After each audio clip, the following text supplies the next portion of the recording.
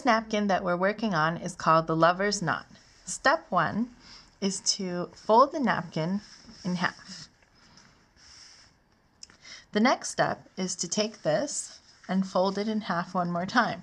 However, this time we're just creating a crease in the center. Now, you want to fold each of the halves to meet at the crease. So from the bottom to the top, and from the top to the center. And since we're using a thicker 3-ply napkin, this is a little difficult. So then you just want to fold the next one. And this is so that you have a nice clean edge on every side. The next step is to hold the napkin, the bar that you folded in the center, and just fold down one side. Now, this part gets a little complicated. You want to hold this down and really crease this. The next step is to use the point that you've created at the top and fold the napkin. You can see some of the folds are kind of coming apart, so you really want to make sure you hold it all together and fold it down. Now you can see the formation of the knot starting. And the last step is to repeat what we did over here with this point over here. So we're going to fold over. And this one's a little tricky because it goes under. So you want to use your other fingers to go underneath. And fold down. And there you have the lover's knot. Usually this napkin, it's a little thick, so it's better to use a thin napkin or a fabric napkin, which was covered in the introduction to this video. Sometimes you can paper clip or use a glue dot, but in this case we have the napkin and the lover's knot.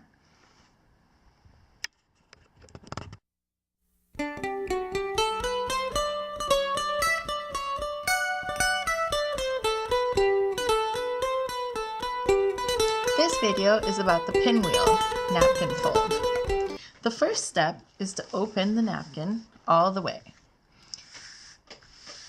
You want to smooth out the creases that have been pre-made. And we're going to follow the same steps as the water lily. Meet all the 4 points into the center of the napkin.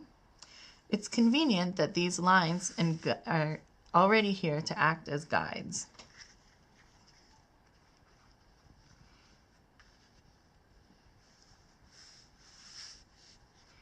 The same important facts matter, that all the corners are nice and pointed.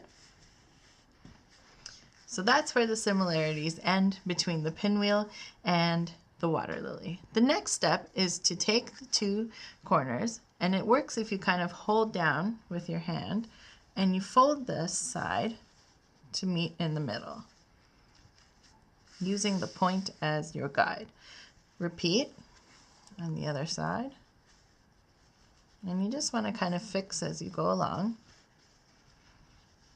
There we go.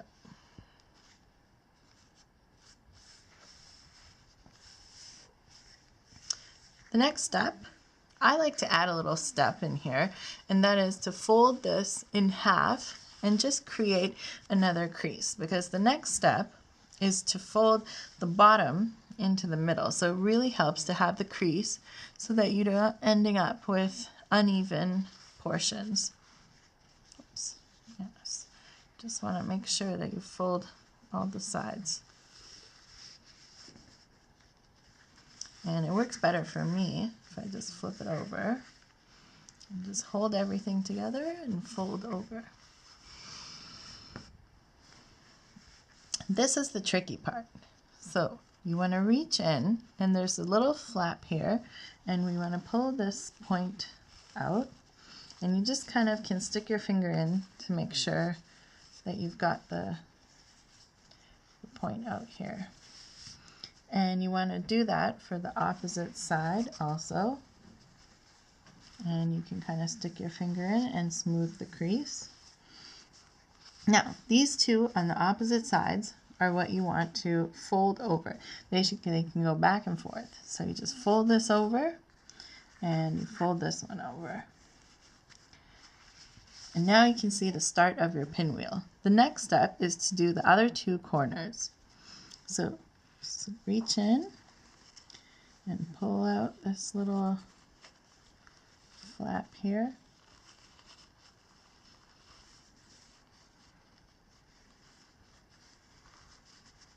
Oops, fill the corner of your shoe.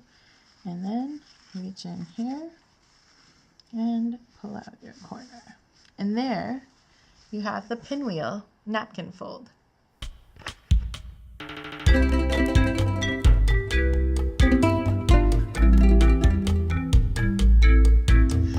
This one is for the swan. We have a regular square napkin which has the standard 4 layers on the one edge here. So you want to start by taking that edge and making sure that it's at the top of your workspace. Now, the next step, the first step actually, is to fold this in half and just make a crease. This is really important so that when you open it back up, you have this line down the middle. The next step is to fold each of the 2 sides in. And you want to make sure, I'm using my nail here, to make this point down here as sharp as possible, because this is what's going to be the swan's beak.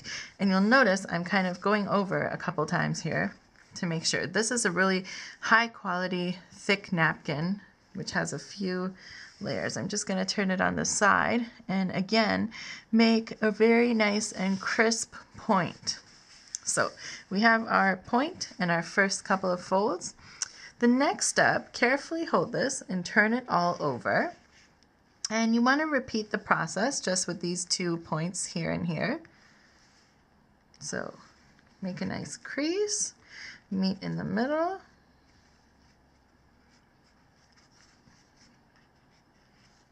And just really get that point nice and crisp.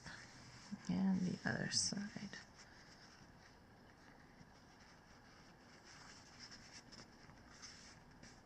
So now, once you've got this part done, you have a nice tail of the swan starting to form. You want to kind of approximate halfway down, which is about here, and make sure you hold all the points together or else it's going to fall apart. And you fold this exactly in half. And now you can kind of use these as a guide. So I'm just going to take the top point, and again, I want to hold it together. You can kind of see some of the beak is coming apart here. And we're going to fold that down also. The next step, holding everything together, you can do a side fold.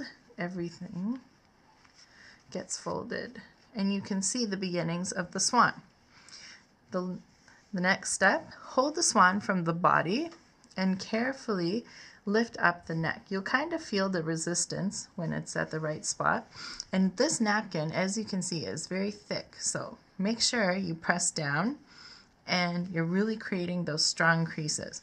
Same thing, our beak here has kind of popped up. So we'll just press that down. And that's the basic swan. The next step to create the flared tail look is to reach in and just fluff up, holding this part right here really carefully, and fluff up the feathers. Now this napkin is 2 or 3 ply, so you can see this one layer has 3 little layers. These are really fragile, but they really create a beautiful swan tail. So fluff away, and you've got a beautiful swan. I did suggest that you have a paper clip for this, and that's so that you can make the swan stand up. It generally kind of opens up, so I like to just clip inside, and that way it's completely hidden and the swan holds its form much better.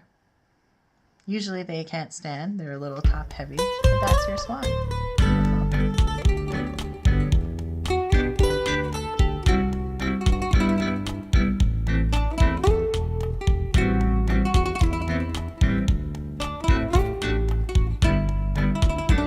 This is the water lily. Take a regular napkin, open it all the way, smooth out the creases. Take each corner and meet them in the middle. Make sure you fold down the creases nice and smooth. Now take the other two and make sure you get nice pointed corners. And the last one.